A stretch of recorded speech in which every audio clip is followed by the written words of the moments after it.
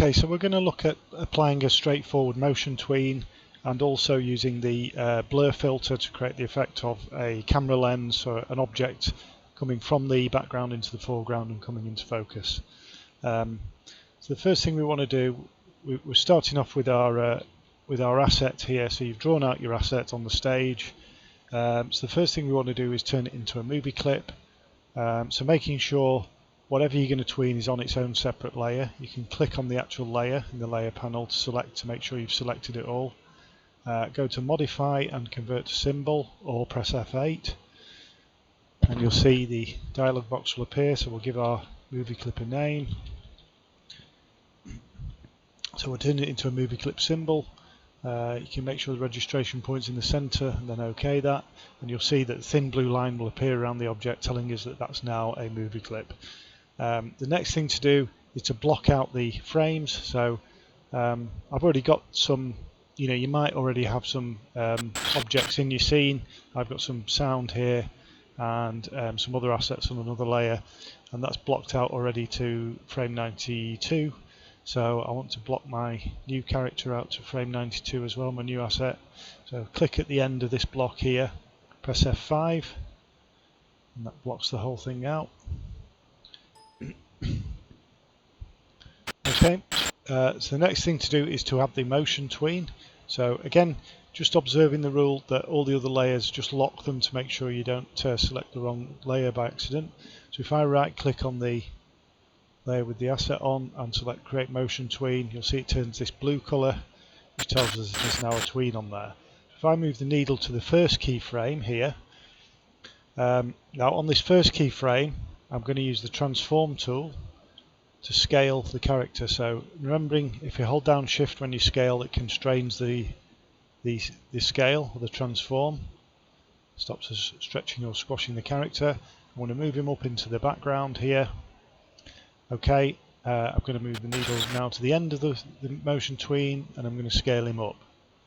Okay, again holding down control and using the mouse wheel to zoom out, I can now make him go from quite distant in the background to a kind of extreme close up into the foreground, so he's walking towards the camera.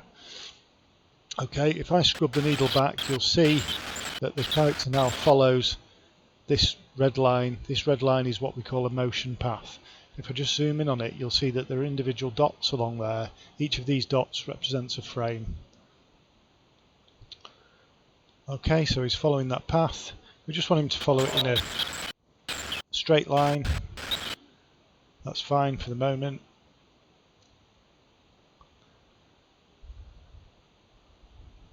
Okay, now you see this is a character. I'm not going to actually create a walk here.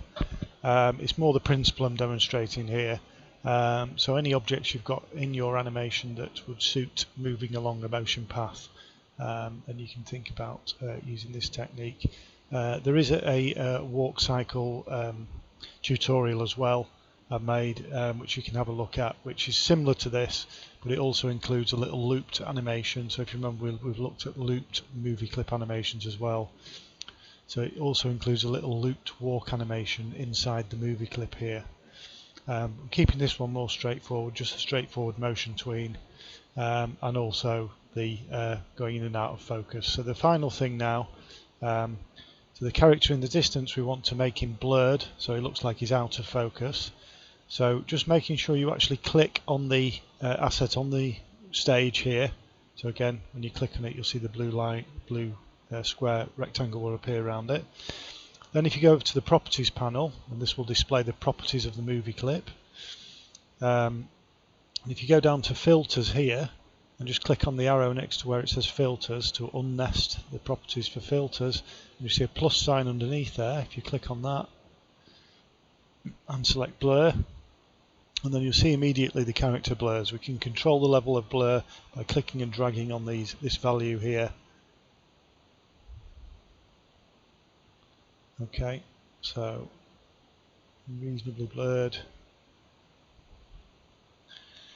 Okay, so blurred in the distance, and then again, if we scrub the needle back into the foreground, you'll see he remains blurred at the moment. So again, if we click on the actual movie clip to display its properties on this new keyframe in the foreground, and we can turn the blur value to 0 so he's in complete focus. Now if I scrub the needle back, you should see that he goes from being blurred to being in focus. You might find just a little quirk of this when you scrub the needle back to that actual for the first keyframe, it remains in focus. So just making sure, if I now scrub back to that first keyframe, and I can just tweak the blur here just to make sure he's out of focus on that first keyframe. And there you go, so you can see he goes from blurred to into focus.